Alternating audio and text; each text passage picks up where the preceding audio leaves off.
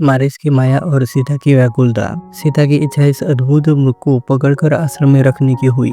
अतः वे राम को पुकारते हुए बोली, हे आर्यपुत्र, आप और लक्ष्मण शीघ्र आइए। देखिए कितना सुंदर और अद्भुत स्वर्ण मृग यहाँ विचरण कर रहा है। उस माया मृग को देखकर लक्ष्मण को संदेह हुआ और उन्होंने राम से कहा, तात मुझे ऐसा प्रतीत होता है कि हमें छलने के लिए इस मृग के रूप में स्वेच्छारोपधारी मारिच ही आया है। हे जगतपति, इस भूतल पर कहीं भी ऐसा विचित्र रत्नमय मृग नहीं है, अतः निसंदेह यह माया ही है। लक्ष्मण को बीच में ही रोकते हुए सीता राम से बोली, हे नाथ, यह मृग अत्यंत सुंदर है, इसने मेरे मन को मोह लिया है। आप अवश्य ही इसे पकड़ कर लाइए, तब हम वनवास समाप्त करके अयोध्या लौटेंगे तो यह हमारे प्रासाद की शोभा बढ़ाएगा। यदि यह जीवित न पकड़ा जा सके तो इसे मारकर मृग छाल ही ले आइए, मैं उस पर आपके साथ बैठना चाहती हूँ। सीता के आग्रह को देखकर राम लक्ष्मण से बोले, हे लक्ष्मण, निसंदेह इस मृग का रूप अत्यंत मनोहर एवं आकर्षक है। यदि यह पकड़ा नहीं भी गया तो मारा तो अवश्य ही जाएगा। इसमें भी संदेह नहीं है कि इसकी मृग छाल मनोहारी होगी।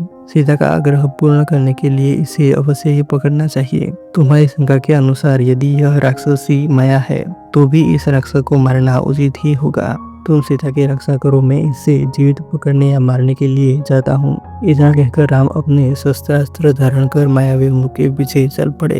राम को अपनी ओर आता देख मृग भी उछलता कूदता गहन वन में भीतर चला गया। वह विविध वृक्षों झाड़ियों के बीच कभी कभी छिपता और कभी प्रकट होता, कभी धीमी तो कभी द्रुत गति से भागने लगा। उसका पीछा करते करते रामचंद्र आश्रम से बहुत दूर निकल गए। अंततः मृग के दृष्टिगत होते ही क्रुद्ध होकर राम ने एक तीक्ष्ण बाण छोड़ा जो मारिच के हृदय तक पहुंच गया। बाण लगते ही मारिच अपनी असली विष में धराशायी हो गया और राम के स्वर में हा सीते हा लक्ष्मण चित्कार करते हुए मर गया। उस राक्षस के मृत शरीर को तथा उसका अपने स्वर में चित्कार करना देखकर राम को लक्ष्मण का कथन स्मरण हो आया। वास्तव में यह मारिच की माया ही निकली। उन्हें चिंता होने लगी कि मेरे स्वर में किए गए चित्कार को सुनकर सीता की क्या दशा होगी। उन्हें किसी अनिष्ट की आशंका होने लगी और वे द्रुत गति से आश्रम की ओर लौट पड़े। इधर जब सीता ने अपने पति के स्वर में हा सीते हा लक्ष्मण सुना तो उन्होंने व्याकुल होकर लक्ष्मण से कहा, हे लक्ष्मण, प्रतीत होता है कि तुम्हारे भैया अवश्य ही किसी संकट में पड़ गए हैं।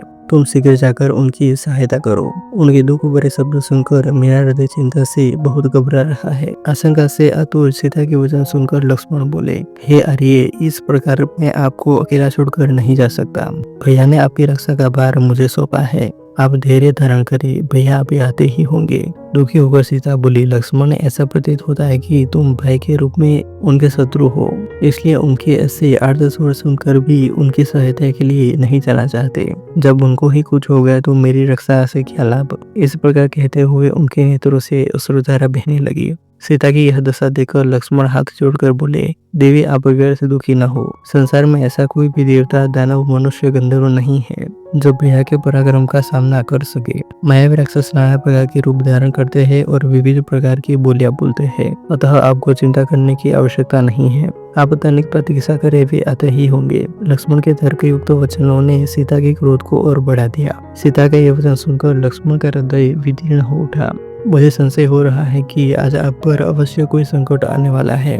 वन के समस्त देवता आपकी रक्षा करें। वन के देवता इसके साक्षी है कि मैं आपके द्वारा बलात् भेजा जा रहा हूँ। लक्ष्मण के वचन सुनकर सीता ने नेत्रों से अश्रुधारा बहने लगे और लक्ष्मण उस ओर चल दिए जिधर राम गए थे। कहानी अच्छी लगी हो तो ऐसे ही और कहानियों के लिए वीडियो को लाइक, कमेंट और शेयर कर दीजिएगा और चैनल को अभी तक सब्सक्राइब नहीं किया हो तो सब्सक्राइब कर लेना। मिलते हैं और एक वीडियो में। जय हिंद, वंदे मातरम।